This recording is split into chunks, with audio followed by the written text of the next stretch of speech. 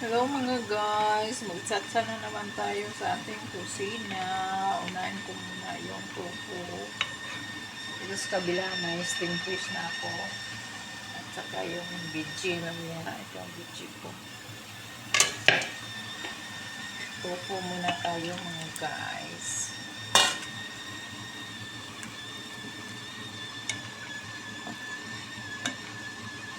Paborito ng aking mga amo ito. Tofu.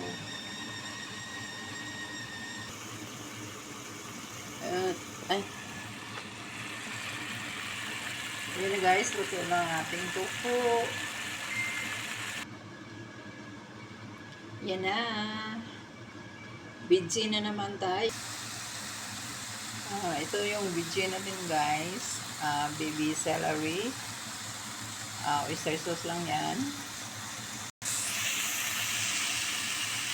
Ito namang ang palaya natin guys. I-fried ko lang yan ng garlic at saka konting oyster sauce. Yan lang po.